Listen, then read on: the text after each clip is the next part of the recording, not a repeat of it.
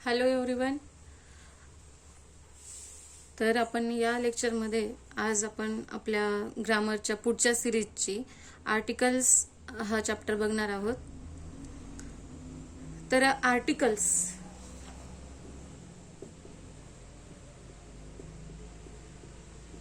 आर्टिकल्सलाच मराठीमध्ये उपपदे असे म्हणतात.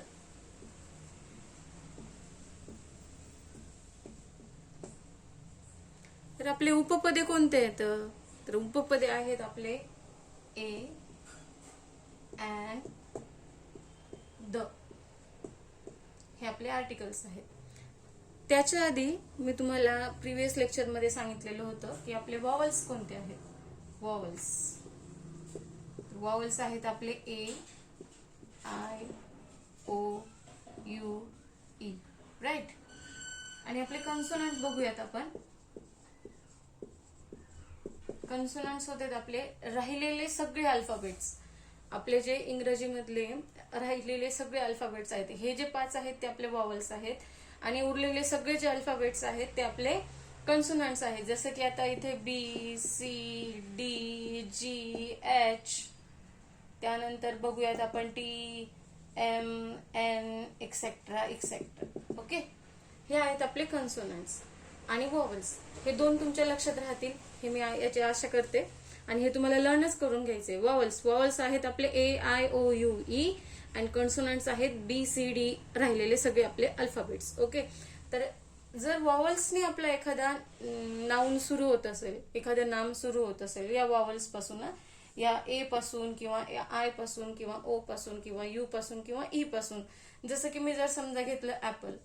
ओके, जर ऍपल घेतलं आणि या ऍपलच्या आपला हा जो आहे वॉवल्स आहेत, ए पासून आपला हा नाउन सुरू होत आहे, म्हणून वॉवल्स पासून जर तुमचं नाउन सुरू होत असेल तर त्याआधी आपण वापरणार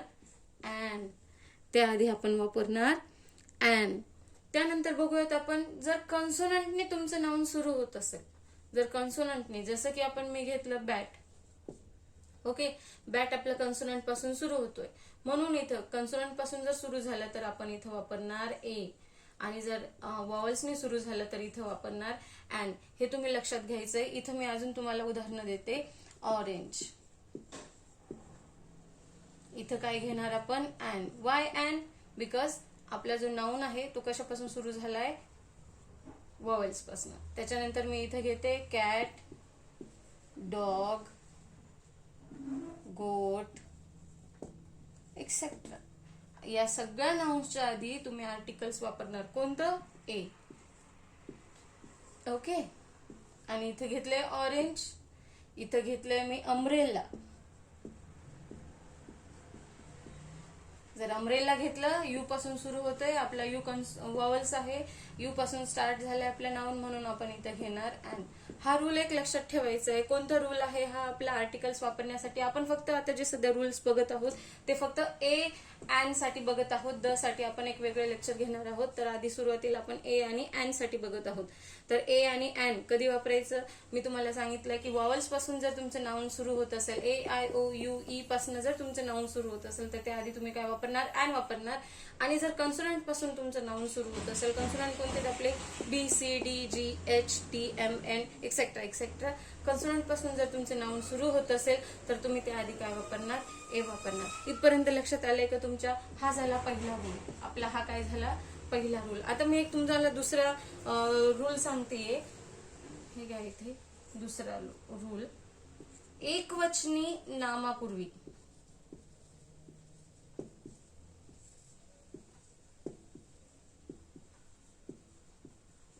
एकवचनी नामापूर्वी ए किंवा अँड वापरतात.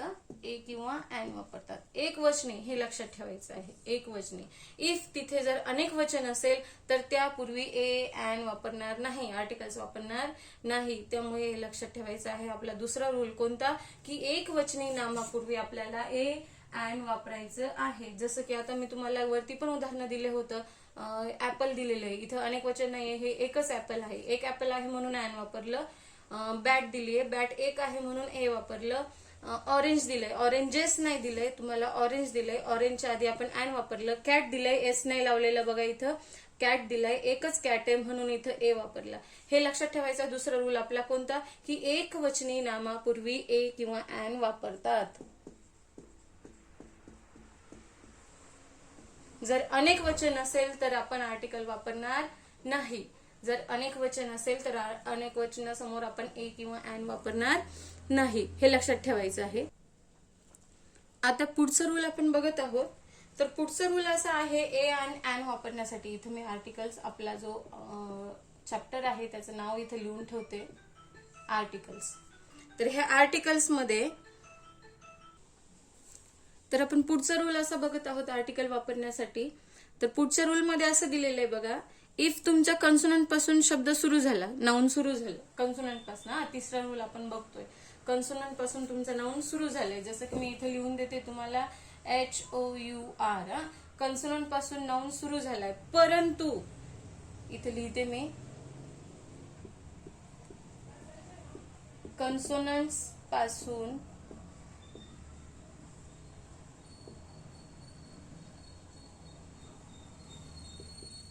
नाउन सुरू झालाय, सुरू होतोय, बट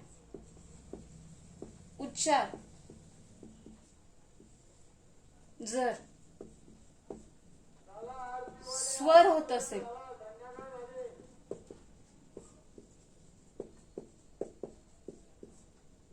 तेव्हा बघा. आता आर हा एक्झाम्पल दिला होता मी, अँड आवर.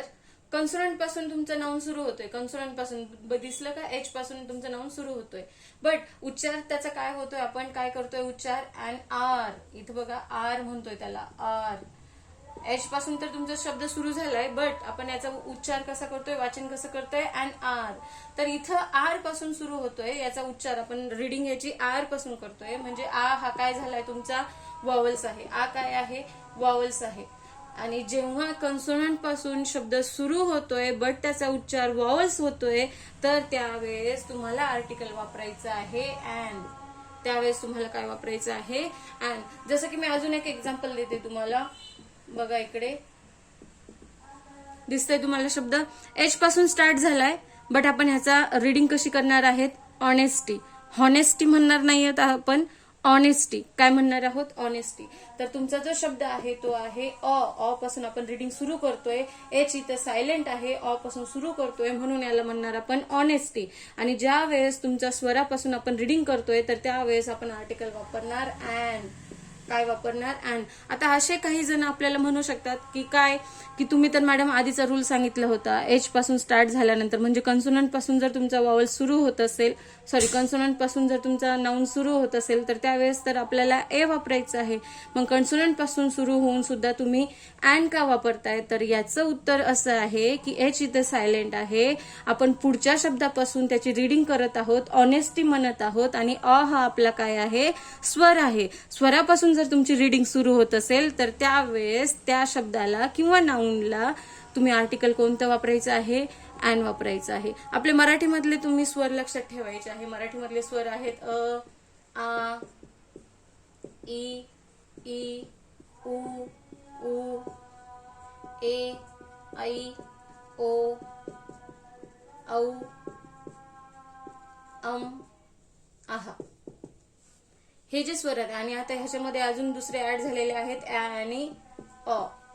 हे जे स्वर आहे हे स्वर लक्षात ठेवायचे आहे. जेव्हा इंग्लिशमध्ये आपण रीडिंग करतो आणि त्या इंग्लिशमध्ये रीडिंग करत असताना ह्या स्वरांपैकी, ह्या 14 स्वरांपैकी जर तुमचा शब्द सुरू होत असेल, नाउन सुरू होत असेल, तर त्यावेळेस तुम्ही काय वापरणार, अँड वापरणार. आणि उरलेले सगळे काही जे शब्द आहेत, उरलेले सगळे अल्फाबेट्स आहेत, जसं की क, ख, ग, घ, इंग्रजीमधले बी, सी, डी, तर त्यावेळेस आपण काय वापरायचं आहे, ए वापरायचं आहे. अजून एक पुढचा रूल असाच आहे. इथं तुम्हाला काय सांगितलं, कन्सोनंट पासून सुरू होतोय आणि त्याचा उच्चार आपण काय करतोय, वॉवल्स पासून करतोय. एच इथे सायलेंट आहे, बरोबर का. आता याच्या पुढचा याचा रूल असाच आहे, काय तर त्याचे जे नाउन आहेत ते वॉवल्स पासून सुरू होणार आहेत. जसं की मी एक्झाम्पल देते तुम्हाला, बघा इथं युनिव्हर्सिटी.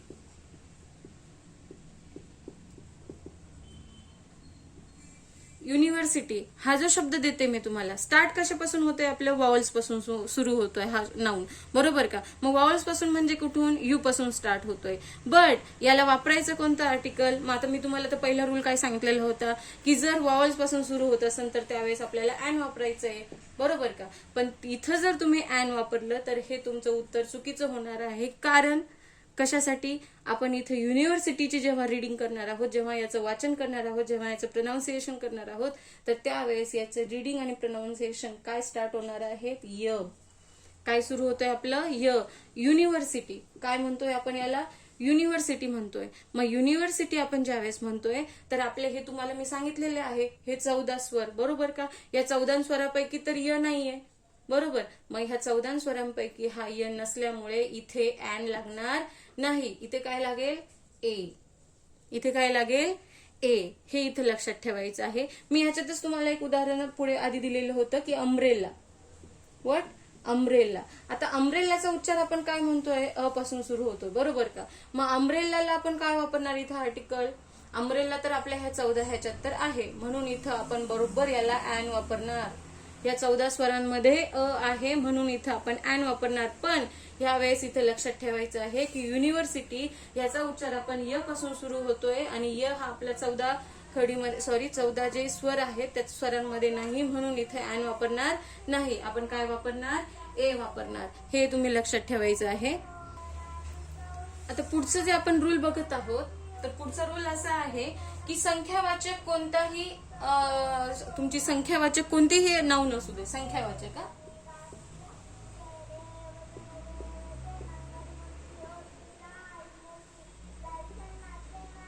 संख्यावाचक नाम यापूर्वी तुम्हाला काय वापरायचं आहे, ए वापरायचं आहे. लक्षात ठेवायचं आहे संख्यावाचक नाम कोणतंही असू दे त्यापूर्वी तुम्हाला काय वापरायचं आहे, ए वापरायचं आहे. जसं की मी तुम्हाला सांगतेय 100 आधी तुम्हाला काय वापरायचं आहे, ए वापरायचं आहे. जर आता तुम्ही असं पण म्हणू शकता काय, 11, बरोबर.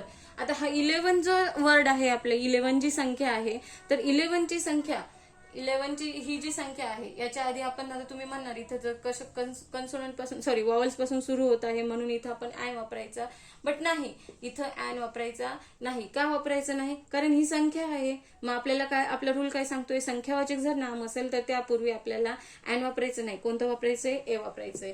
100 असू, 5 असू, 10 असू, मिलियन असू, बिलियन असू, कोणतीही संख्या, 1000 असू दे, कितीही संख्या असू दे आणि ती वॉवल्स पासून जरी सुरू झाली तरी त्यापूर्वी आपल्याला काय वापरायचं आहे, ए वापरायचं आहे. इथे तुमचा वॉवल्सचा रूल लागू होणार नाही. संख्या कोणतीही असली तर तिथे तुम्हाला काय वापरायचं आहे, ए वापरायचं आहे. आता अजून पुढचा रूल मी तुम्हाला सांगतेय बघा. आपण रूल कोणते बघत आहोत, तर ए आणि अँड हे 2 आर्टिकल वापरण्याचे रूल आपण बघत आहोत. द साठी आपण एक व्हिडिओ वेगळा बनवणार आहोत. आता इथे आपण पुढचा जो रूल आहोत ए आणि अँड वापरण्यासाठीचा तो बघत आहोत की मोजता न येणाऱ्या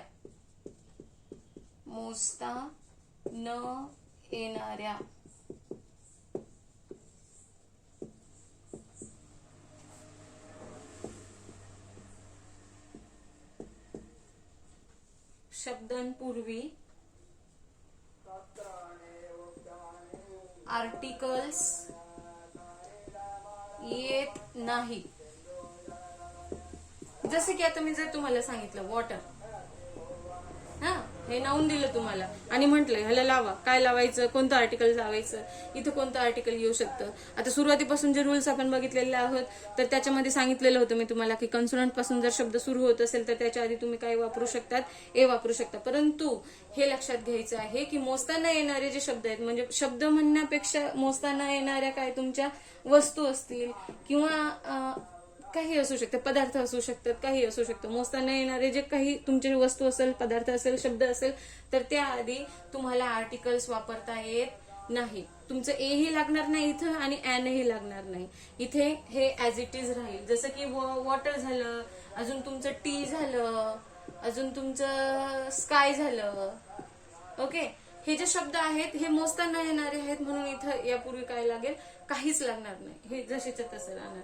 पण जर तुम्हाला समजा वॉटरच्या आधी अ ग्लास ऑफ वॉटर, बघा यापूर्वी जर तुम्हाला नाही का जर एखादी वस्तू दिलेली असेल, काहीतरी शब्द दिलेला आहे आणि त्यापूर्वी तुम्हाला सांगितलंय की हे वापरा, तर त्याआधी तुम्हाला सांगितलं मी की वॉटर टी स्काय. आता हे तर काही मोजता येत नाही, पण याच्या आधी जर मोजता येणारे तुम्हाला जर काही शब्द दिलेले असेल, समजा ग्लास आहे जो आपल्याला मोजता येतो, किती ग्लास वॉटर हे आपल्याला मोजता येतं, तर मग जर तसं दिलेलं असेल तर त्याच्या आधी ए लागेल.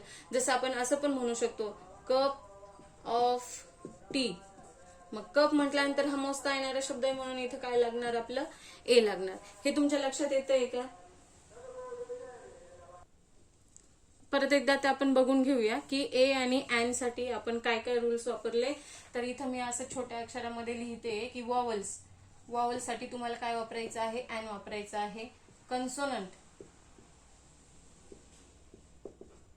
कन्सोनंट साठी तुम्हाला ए वापरायचं आहे.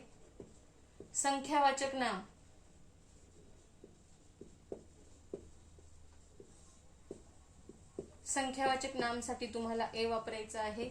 चौथं आहे कन्सोनंट पासून नाम सुरू होतोय बट उच्चार स्वर होतोय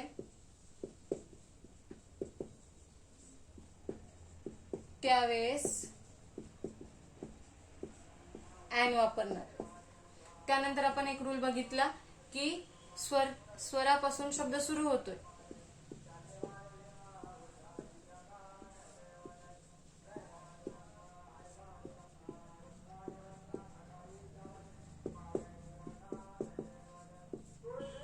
बट उच्चार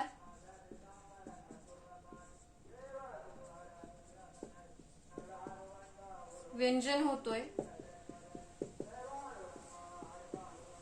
त्यावेळेस ए वापरणार.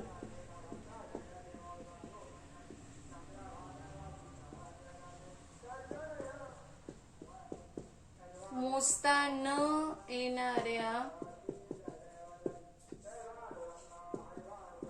शब्दांपूर्वी आर्टिकल्स वापरत नाही. हे लक्षात ठेवायचं आहे तुम्हाला. आणि उदाहरणं दिलेली होती मी तुम्हाला, आता तुम्ही बॅक करून ते आठवून घेऊ शकतात. आपली जी ग्रामरची सिरीज आपण सुरू केलेली आहे त्याच्यामध्ये आजचं हे लेक्चर आहे दुसरं, आणि हे जे लेक्चर आहे गरजूंपर्यंत पोहोचवा त्यासाठीच मी ही सिरीज सुरू केलेली आहे. माझं चॅनल आवडलं तर सबस्क्राईब करा, शेअरही करा आणि बेल आयकॉनही प्रेस करा. एक सांगायचं विसरले की आजच्या जे लेक्चरमध्ये आपण ए आणि अँड ह्या दोन आर्टिकल्स बद्दल माहिती बघितली, ते कधी वापरतात ते बघितलं. आता दचं जो आहे ते पुढचं लेक्चर येणार आहे.